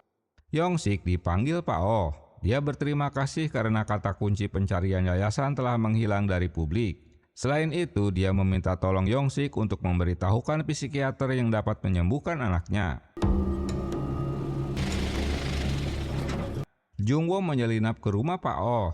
Namun begitu ketatnya penjagaan sehingga dia membatalkannya. Setelah mendapat dukungan dari ibu dan ayahnya, Haewon berhenti jadi polisi dan memilih bergabung dengan Jungwoo. 더 이상 저한테 자랑 아니거든요. 어떻게 하시겠습니까? Keputusan ini membuat Byung-sul penasaran, pasti ada sesuatu yang disembunyikan. Ternyata psikiater yang dimaksud Yongsik adalah Jaewong. Dia menemui Pak Oh. 아드님께서는 어디? 잘 부탁드립니다. Awalnya Jaewong memberikan jam tangan khusus yang tak boleh dilepas dan memberikan sebutir obat. 뭐든 할 수 있어요. Setelah menunggu beberapa lama, Haewon menanyakan pada ayahnya tentang pekerjaannya di desa Malam Putih hingga saat ini. 지금도 하고 계신 일까지. 아래서 양육된 아이들이 500명이 넘는데. Tentu ayahnya tak mengaku atas kejahatannya. Hingga 500 bocah telah dikorbankan di desa Malam Putih. Namun hanya ditemukan 36 bocah saat tragedi, kemana sisanya 460 orang. Walau terpojok, ayahnya tetap membantah. Itulah alasan mengapa Jungwoo mengajak satu tim dan dia membiarkan anaknya melihat apa yang terjadi. Menurut ayahnya, Jungwoo telah menipu anaknya. Apapun yang dilihat anaknya itu tak benar, sambil ayahnya ngeloyor pergi. 아니야. 지금도 실험은 계속되고 있어. 하고 있다고 그걸 막아야 돼. Tak diduga Minjae kini mau mendengar apa yang diocehi Jungwoo. Jika aktivitas yayasan masih melakukan tes lab dengan mengorbankan anak-anak seperti masa lalu. Dia sedang menguntit kemana bocah-bocah itu dibawa hingga akhirnya digagalkan oleh Minjae.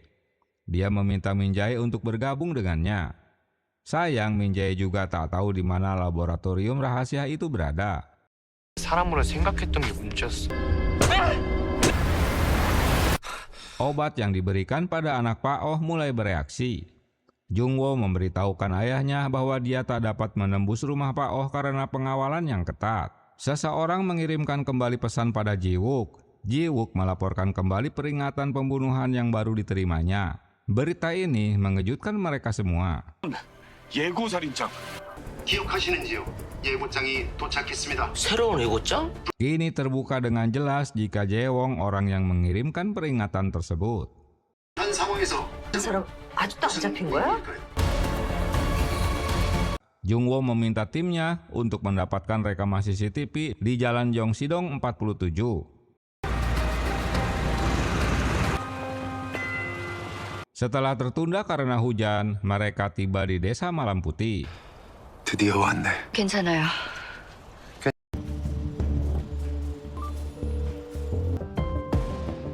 Jungwoo berada di sekitar perusahaan Gesong, di mana lokasi pembunuhan berikutnya akan terjadi.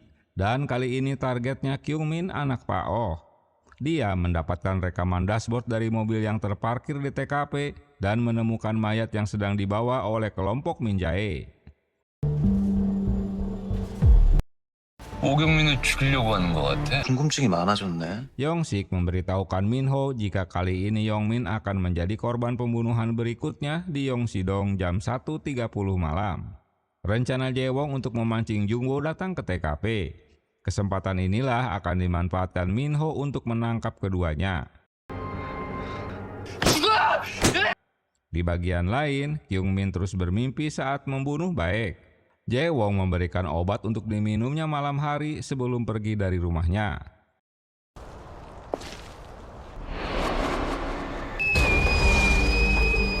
Di Desa Malam Putih, Jae-mi terus teringat masa lalunya. Minho memberitahukan pada Pak Oh bahwa wanita di belakang Ji-wook adalah Jae-mi, bocah yang berasal dari Desa Malam Putih. 딱 좋은 상황 아닌가?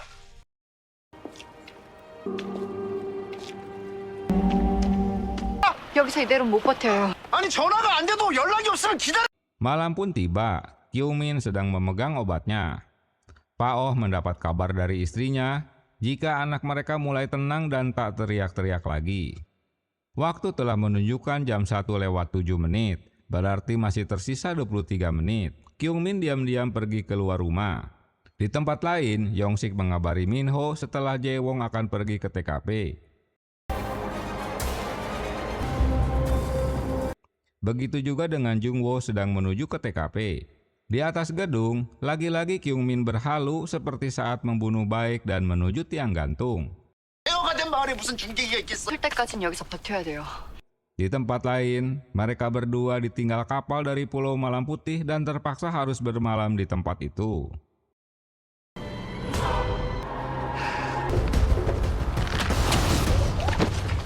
Di saat bersamaan, seseorang memotong tali gantung tersebut dan Minho bersama kaki tangannya tiba di TKP untuk membunuh Jungwoo.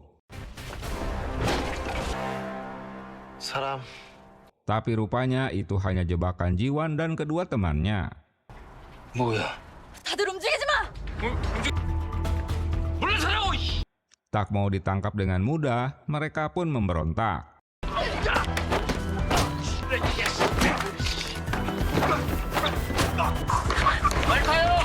Saat mereka pergi, ayah Jungwoo yang menjemputnya.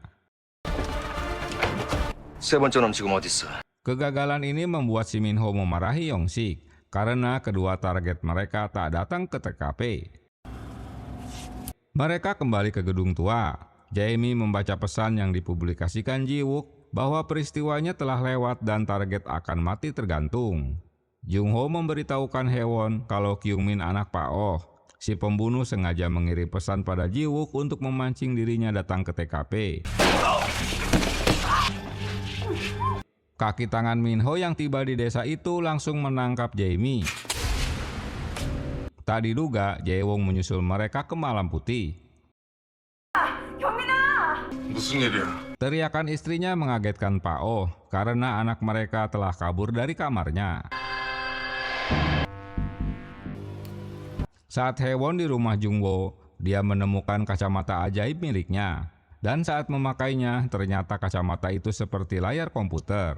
Dari sanalah Haewon mengetahui jika Jiwan adalah anak haram direktur rumah sakit Byung-sun. Dia juga baru tahu jika Jungwoo merekrutnya karena anak Pak Ildo. 해볼래?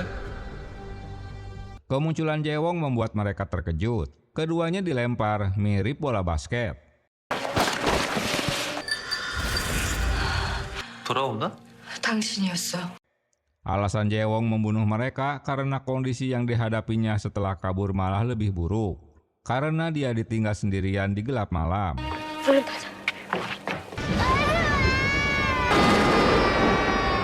Jaewong memberikan pil miliknya pada Jamie agar mimpi indah. Dan dia melemparkan Ji-wook karena ikut campur urusannya. Aduh, apes loh.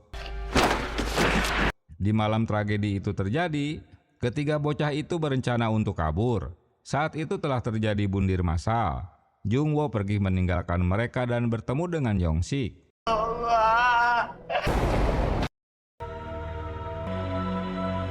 Ternyata bocah berdua yang bergandengan tangan di awal cerita adalah Jamie dan Jaewong. Setelah mendapatkan kapal, Jung-woo bocah meminta Jaewong menunggunya bersama Yong-sik. Di saat Jaewong akan membunuh Jamie, muncullah Jung-woo dan menampoli Jaewong.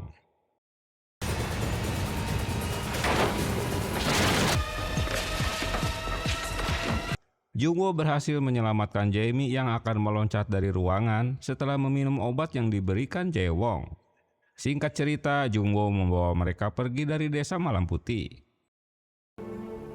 불같이 일어나기 시작했지. Jung-woo menjelaskan pada Jamie, kejadian 28 tahun lalu di desa Malam Putih, mereka mengira jika itu hanyalah mimpi. Itu sebabnya mereka saling bundir dan saling membunuh. 상황을 전혀 통제하지 못하고 있는 것 같아 보이는군요. Di tempat berbeda, para pejabat yayasan protes pada Pak Oh karena yayasan tak bisa mengendalikan kekacauan. Sudah sekian lama, mereka juga tak melihat keberadaan presiden. Apakah presiden masih hidup atau tidak? Selain itu, eksperimen telah menghabiskan banyak uang tapi hasilnya belum ada kemajuan. Bocah-bocah yang terakhir dikirim kini hanya tersisa 2 orang lagi. Untuk sementara, mereka tak akan mendapatkan tambahan subjek untuk diteliti. 이거 도정호가 답입니까? 무슨 수를 써서라도. Satu-satunya cara untuk berhasil hanya Jung-woo yang dapat memecahkan formulanya. Jung-woo dan Pak Jung-sun sedang mencari tahu di mana lokasi laboratorium rahasia itu berada. 쫙 깔려있고 경비가 너무 삼엄해서 말이죠. 하지 마. 원하는 게 뭐야? Untuk menekan Pak Oh, dia memberitahukan status anaknya dalam kondisi baik dan akan dikembalikan dengan selamat, asalkan dia diberitahukan di mana laboratorium itu berada. 비상발전기가 있을 거야. Untuk mencari di mana lokasi laboratorium, mereka harus mencari di mana ada generator besar di lokasi tersebut. Karena laboratorium seperti rumah sakit, tetap harus membutuhkan pasokan listrik. Jaewong yang telah meretas Yong-sik jadi mengetahui jika dia berkolusi dengan Min-ho. Pak Oh terkejut mendengar cerita Min-ho bahwa anaknya yang ditarget untuk dibunuh dengan menjebak Jung-woo untuk datang ke TKP. 너도 자네 아들이라는 건 타겟이었다는 걸 다 알고 있었다는 거네. Kali ini Min-ho yang heran mendengar anak Pak Oh disandera Jung-woo. Padahal yang dia tahu, Hye-won lah yang membawanya. 영감 준비. Usaha mereka untuk mematikan listrik lokal di area tersebut berhasil. Jung-woo dan Hye-won merekamnya melalui drone, hingga mereka tahu gedung mana saja yang menyala kembali dengan generator. 비상발전기가 바로. Esok harinya, mereka menyisir tempat-tempat yang dicurigai sebagai laboratorium. Jung-woo menelusuri ke dalam gedung dan ditemukan rumah abu di lantai 1. Keberadaannya juga tertangkap CCTV, tapi mereka tak dapat menangkapnya sekarang. 어떻게 하게? 현실국. Jung-woo membawa Kyung-min ke atap gedung dan memberikannya jam tangan hingga menyuntiknya agar dia tahu antara siang dan malam dalam mimpinya. Sesaat kemudian, Kyung-min pun siuman. 시츄에이션이 좀 그러지? Berita terbaru dari Ji-wook membuat Jae-wong marah karena memojokkan dirinya sebagai satu-satunya orang yang datang ke kantornya sebelum Tae-so tewas. 살인의 유력한 용의자인 집한 유일한 2 사람의 모성이라고 파악하고 있습니다. Dan pria ini diduga ada keterlibatannya dengan desa Malam Putih. Saat bertemu di rumah, ayah dan anak ini saling adu mulut mempertahankan egonya masing-masing. Haewon ingin ayahnya memberitahukan lokasi laboratoriumnya. Sementara ayahnya menyuruh anaknya untuk segera membebaskan Kyungmin. 일 바로 잡으세요. 회사할 얘기가 없는 것 같구만. Pao dan Jungwo akan bertemu di suatu tempat dengan membawa anaknya. Tentu untuk menekan Pao memberitahukan di mana laboratorium rahasia ini berada. Pao menyuruh Jungwo mengikutinya. Yang terjadi, Pao malah membawanya ke suatu tempat. 아들, Di mana Minho telah menyandera Haewon. Situasi semakin tegang saat pertukaran sandera berlangsung. Ternyata Jungwo telah meminta bantuan penembak jitu dari tempat yang tak diketahui, sehingga mereka dapat pergi dengan aman dari TKP.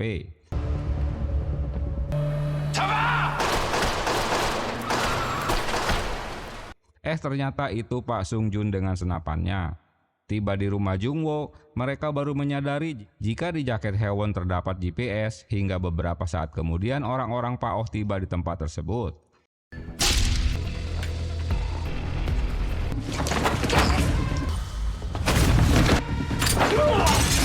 Tak lama-lama si Jungwo yang ahli kepret dapat melumpuhkan tentara-tentara yang mendatanginya.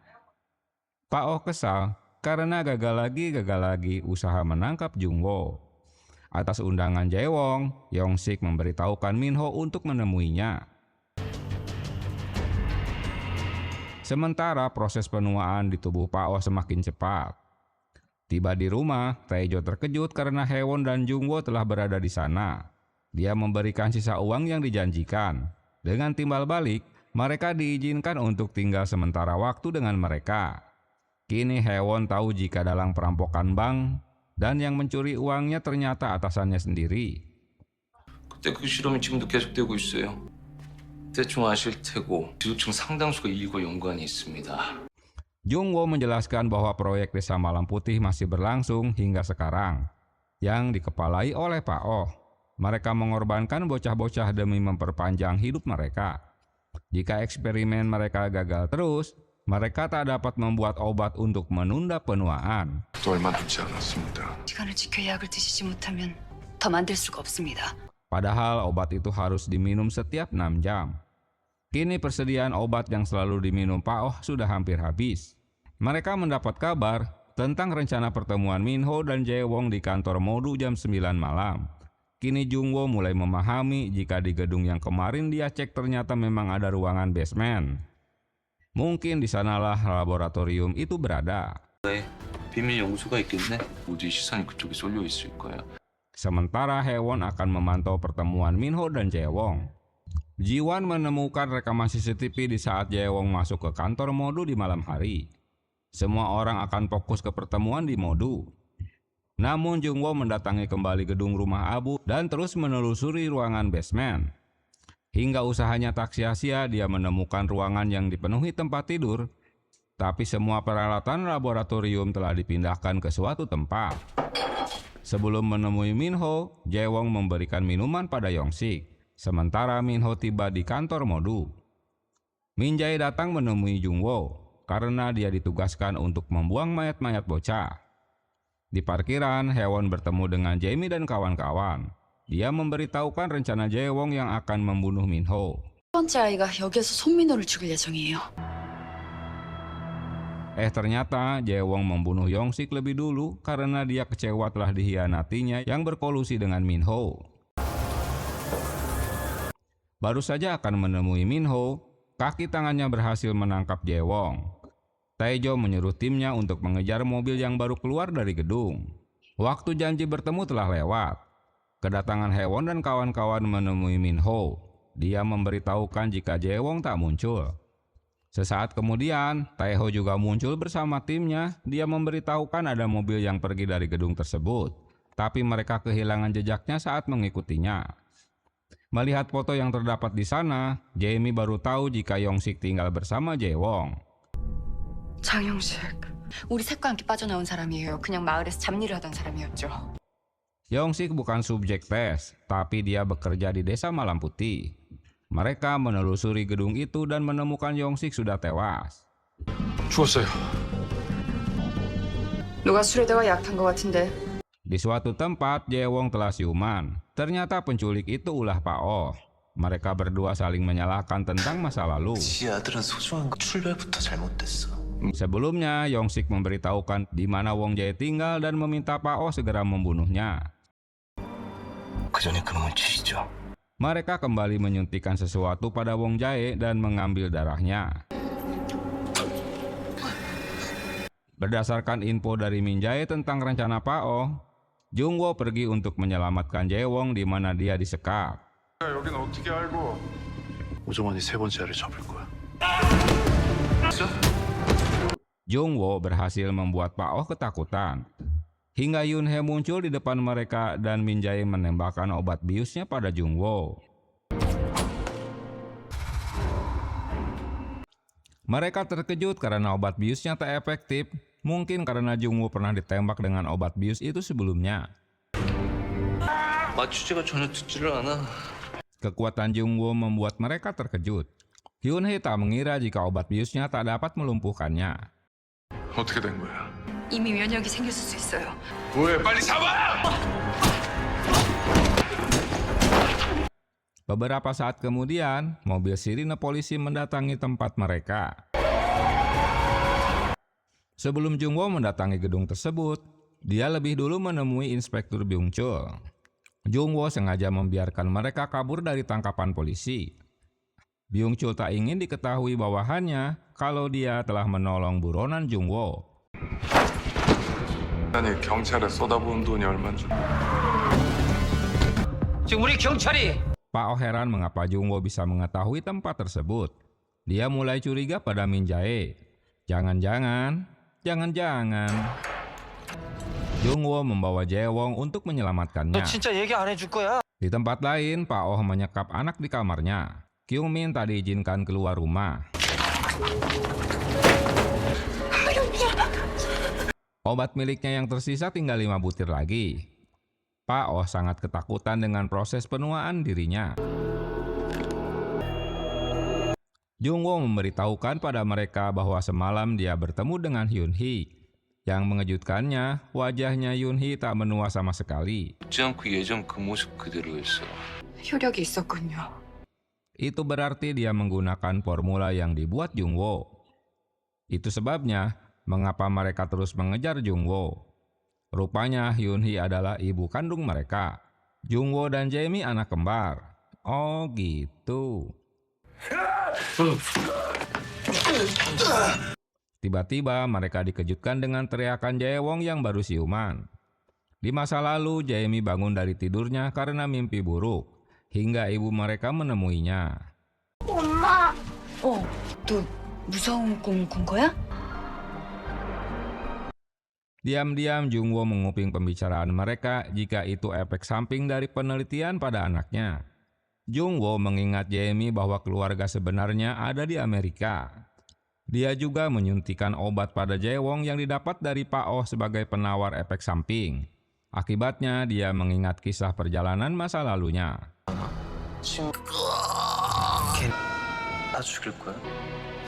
Di tahun 1985, penelitian Hyun-hee pada tunawisma selalu gagal, 65% dari mereka tewas, dan sisanya mati otak. 할 수 있는 약 가져오라고. Di tahun yang sama, Yoon-hee menyuntikkan obat temuannya di saat dirinya masih mengandung. Duh, kejam. 왜 안 되는 거야? Hingga tahun 1992, seseorang menanyakan pada Yoon-hee tentang formula obat untuk menahan penuaan dan hidup lebih lama itu belum berhasil karena formulanya hilang. Pria tersebut mengocehinya karena telah 10 tahun uji coba medisnya masih gagal. Setelah itu, ibunya mengambil darah Jung-woo untuk dijadikan kelinci percobaan. Tak hanya itu, Yoon-hee bahkan menjadikan dirinya sendiri sebagai percobaan serum dari formula Jung-woo. 있는 거예요? 우리 아들 그럼 나는?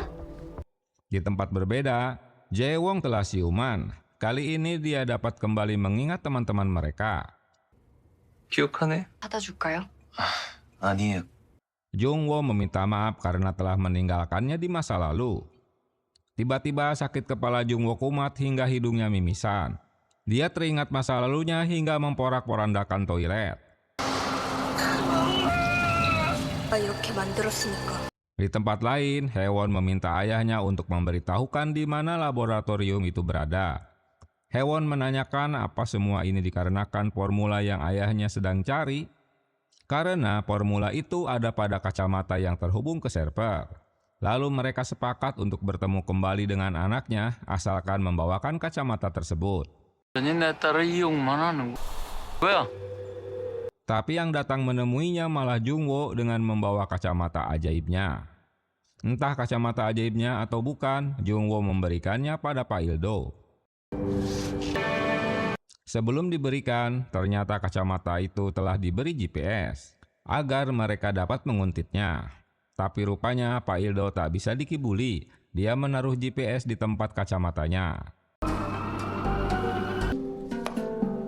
Setelah memakai kacamata tersebut, Pak Ildo dapat menuliskan formula yang berada di sana. Lalu Pak Ildo memberitahukan Pak Oh tentang formulanya untuk mempersiapkan subjek tes. 준비하겠습니다.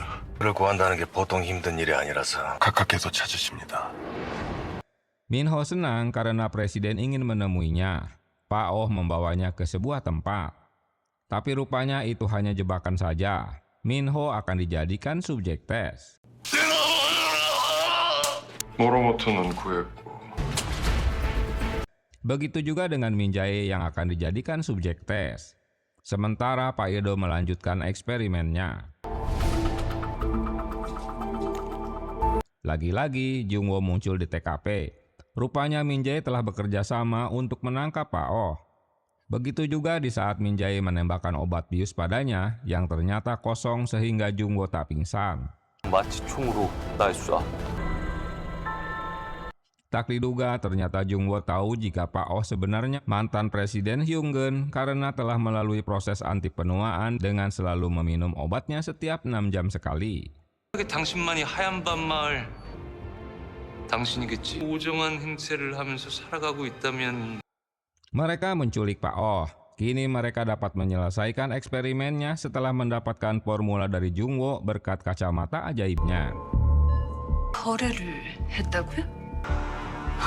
Untuk itu mereka menyuntikkan kembali pada Minho, tapi si Minho malah tewas. Jungwoo membawa Pak Oh ke rumahnya. Sesaat kemudian, Hyun-hye menghubunginya karena masih membutuhkan serum milik Jungwoo. Itu artinya Jungwoo harus dibawa ke laboratorium. 지금은 얘기하지. 카카에게 무슨 일이 생긴 것 같아. 약을 줘. 뭐 이거 중요한 약인가? Jungwoo jadi tahu efek samping dari obat yang selalu diminum Pak Oh untuk memperlambat penuaan agar dia bisa hidup abadi. Mereka telah membunuh banyak bocah hanya untuk obat ini. Waduh, parah ya. Jae-mi tiba-tiba ditangkap tentara dan dibawa ke laboratorium atas perintah ibunya untuk memancing Jungwoo datang ke laboratorium. 그렇지 않으면 Tiba di tempat baru mereka, Ji-won terkejut karena telah bergabungnya Jae-won dan Min Jae yang selama ini jadi musuh mereka. 팀장님은요? 사람은 아니야. 그래도 내 혈청을 얻기 전까지는 어쩌지. Jungwoo memberitahukan mereka jika Jae-mi dibawa ke laboratorium. Setelah mendapat pesan dari Jungwoo, 뭐야 이거? Ji-wook meluncur ke TKP. Sebelum masuk ke lab, Jungwoo menaruh obat Pak Oh di dashboard mobil. 연구소가 뭔가에 인질로 잡혀 있다고? 출발했습니다. Sementara polisi bergerak ke TKP setelah mendapat berita dari Ji-won. Pak Ildo terkejut karena anaknya datang bersama Jungwoo.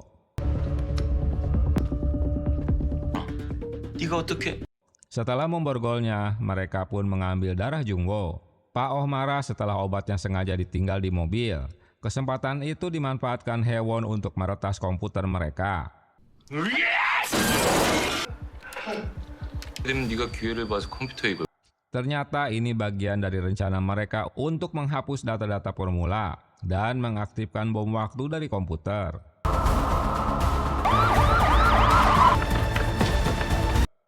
Mereka tiba di lokasi. Proses awal serum pun selesai. Berbarengan dengan proses penuaan tubuh Pak Oh semakin terlihat.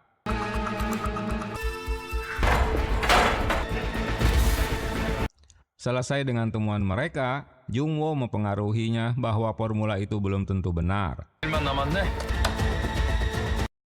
정말로 영원한 삶을 가져다 주는 약일까? Sehingga Pak Oh jadi ragu untuk menerima suntikan formula barunya dan malah mengambil obat yang ada di mobil Jungwo. Sementara proses penghapusan data masih berlangsung. Setelah mengambil botol obatnya, ternyata obatnya sudah ditukar oleh Jungwo. Proses penuaan Pak Oh tak bisa ditahan lagi dan kembali ke wujud aslinya. Takut.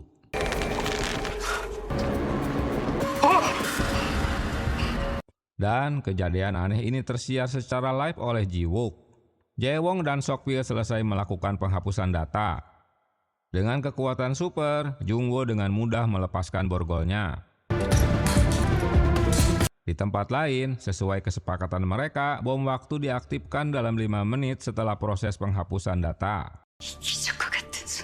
Hyun-hee yang emang sakit jiwa akan menyuntikkan formula baru itu pada dirinya sendiri, walau terhenti setelah Jungwo melarangnya.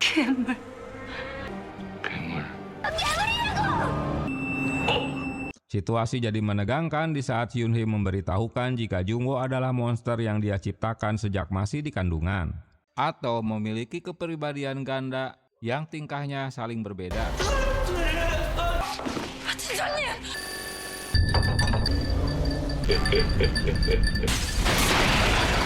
Sakit kepalanya dapat menyebabkan kekuatan supernatural sehingga tanpa menyentuhnya, Jungwo dapat menghancurkan apa saja. 도중우 이 자식 절대 듣지를 않아.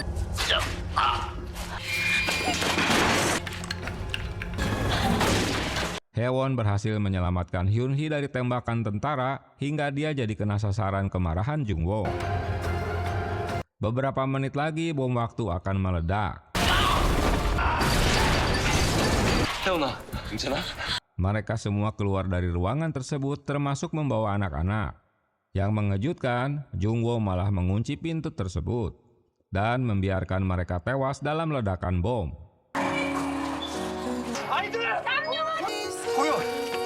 Alasan Jungwo agar kasus Desa Malam Putih dan aktivitas laboratorium tenggelam bersamanya. Mereka semua terpaku dengan ledakan bom di gedung tersebut karena Jungwo masih berada di dalam bangunan. 우리 둘이 사라져야 이 슬픈 이야기가 끝날 수 있어.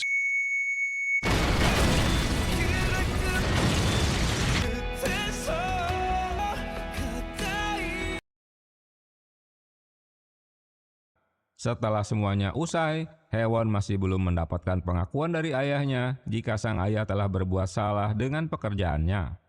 Sementara Jae-mi menjenguk Jae-won di lapas karena kasus pembunuhan. 나는 이제 미국으로 돌아가요. Orang-orang yang terlibat dengan biotek dibawa ke lapas. Inspektur Byung-chul dan Tae-jo memberikan kembali surat pengunduran diri dan tag nama milik Haewon karena pengunduran dirinya tak diterima. Haewon menemui Jae-mi yang akan kembali ke Amerika. 한국 오면 꼭 다시 연락 주세요. Saat menemui Pak Jung-sun, Haewon merasa aneh karena Pak Jung-sun memiliki mobil ambulan. 진짜 죽었을까요, 팀장님? 너무 흔적도 없이 사라졌잖아요. Haewon heran karena tak ditemukan kedua jasad dalam ledakan. Apakah mungkin mereka masih hidup?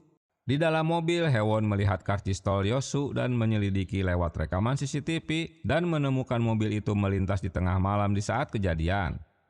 비밀연구소 폭발했던 날, 정순구 아저씨 소유더라고요. 3 bulan kemudian, Haewon mendapat promosi jabatan. Setelah dilakukan penyelidikan, Ji-wook memberitahukan bahwa mobil ambulan itu naik ke kapal feri untuk menuju sebuah pulau.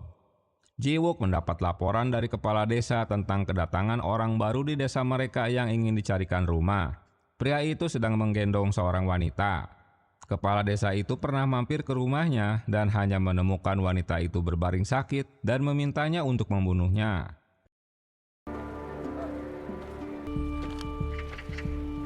Atas laporan itu, Ji-wook mencari rumah wanita tersebut, tapi rumahnya kosong.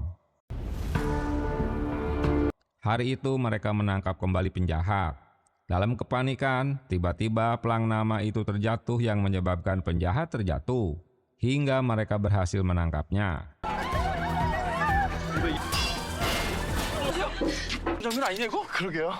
Cerita ditutup setelah Hewon melihat seorang pria berjalan seperti postur Jungwoo.